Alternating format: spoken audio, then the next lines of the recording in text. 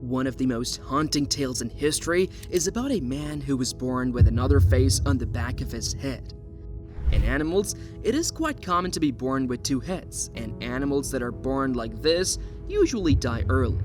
But what if a man was born with two heads, and what if the second head could speak, see and smile? In the 19th century, there was a wealthy family in England. They had only one son, and the son was carrying a dark and sinister burden that has overshadowed his existence to this day. The name of this boy was Edward Mordrake. He was blessed with beautiful features and knife-sharp intelligence, but on the back of his head, hidden beneath his long hair, was a second face. It was a deformity so dreadful that anyone who ever saw it could swear it was a demon hiding and feeding on the flesh of a poor boy. The scariest fact is that this face was living, and it was capable of thinking its own thoughts. It could even smile whenever it wanted, but that's not all. This face wanted to control the rest of the body as well. It wanted to be the main face instead of Edward. So, while Edward laughed, it sobbed and despaired. While Edward talked, it howled in pain. And it was reported that this face whispered terrible things to Edward. It was a demon bound to his soul, or so the priests of the 19th century said.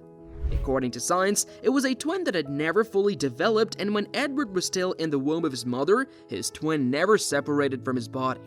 As a result, a boy with two heads was born. People who were close to Edward's family said that it was a punishment from God, that it was a manifestation of evil, a dark spirit that had attached itself to Edward, feeding off his soul and happiness. So what happened to this second face, and how did Edward live with it? Please take a moment to subscribe to our channel, as it helps us grow and create more engaging and informative content for you. Despite this evil head on his back, Edward tried to live a normal life. He studied arts and sciences, as was the custom for rich people.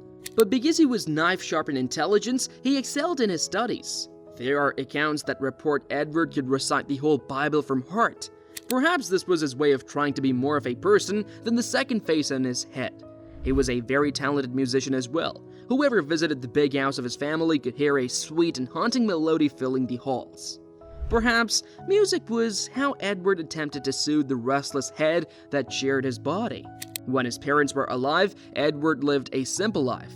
He did not have to interact with many people, but after their passing, he had to take the responsibility in his own hands. Afterwards, he had to interact with people every day, so as he grew older, the struggle wore him down.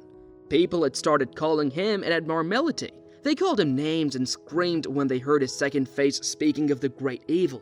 As a result, the once bright Edward became distant, and he locked himself within the walls of his own house. He had no friends to begin with, the servants never came close, and the relatives had already abandoned his family after his birth. When he sought help from priests, they were baffled and horrified. They could offer him no remedy. And because they could offer him no solution, they did increase his problems by calling him God's disgrace in sermons. They turned everyone against him by making an example out of him. God punishes the wicked in wicked ways, the priest preached. Edward's a wicked man, and Edward, who was already living in hell, was thrown into much hotter flames. It was clear that no help from religion was coming to save him, so he turned his heads toward science. And was science able to save him? In the 19th century, medicine was largely ignorant of such abnormalities. When the word spread that there was a man who was a second face on his head, physicians from all corners of the country traveled to take a look at him. But taking a look is all they did. They were just as scared of Edward as any other common person or priest. Edward was on the brink of madness. He wanted the doctors to remove the second face, even if it meant risking his own life. But the medical community was limited by their technology and bound by ethics. To them, helping Edward meant going against their religion and church, so they refused to perform any medical procedure on him. They were afraid that the demon might attach itself to their children. And finally, with no hope left, Edward apologized to his twin face. He tried to tell it that it was not Edward who stole his body, but the twin never listened. Death shall destroy, the face continued to whisper. Out of sadness and helplessness, Edward decided to take matters into his own hands. He started beating his face with a stick and kept it gagged. Still, the face screamed and shouted and continued to make Edward's life a hell. Tired of living this way, Edward took his own life by drinking poison. But could he not give this poison to the twin face instead? When Edward was found dead, there was a letter in his hand. In this letter, he had written all the evil things that Face had said to him. Edward had also written that he had tried to poison the face, but the poison had no effect on it. It had led Edward to believe that it actually might be a demon attached to him. And to get rid of this demon, dying was the only solution. The last line of his letters was, "Don't bury me with this face, by God, destroy it." But people failed to grant a dying man a simple wish. They were afraid that the curse on his face would follow their own children, so they buried Edward with his second face still on his head. However, they destroyed the letter because the stuff Edward had written, as heard from the second face, was nothing short of a nightmare. Edward and his second face that was never given a name became urban legend. It became a story that was passed down through generations and continues to haunt the imagination. And although most people think it is a hoax, the story of Edward Mordrake is true. There are so many books that mention his haunting existence. The earliest mention of his existence is in the book Anomalies and Curiosities of Medicine that was published in 1896 by Drs. George M. Gould and Walter L. Pyle. He is also included in a medical book that lists the most bizarre medical conditions in human history.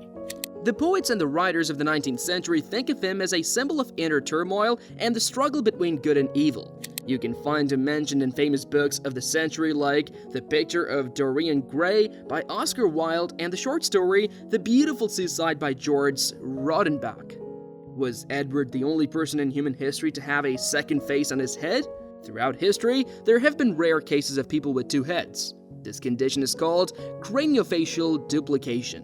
In this, some or all the facial features are duplicated on the head, and for example, a person with this condition can have an extra nose or eyes on his head, even mouth. But these cases are extremely rare, and Edward is the only case where a full face was formed on the head instead of just some features.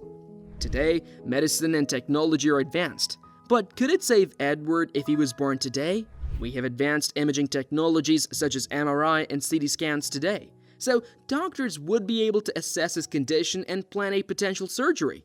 There are high chances that the government might stop the doctors and surgeons from treating him because they would want to keep him alive for their scientific research and experimentation.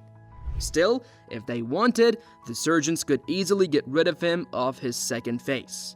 Sure, the procedure would be extremely difficult, but it would also be doable. What do you think about the story of Edward Mordrake? Do you think he was an innocent, tormented by the limited medicinal technology of his time, or do you think he was punished by God? Comment your take on his story below. Don't forget to share this video with your friends and family as well.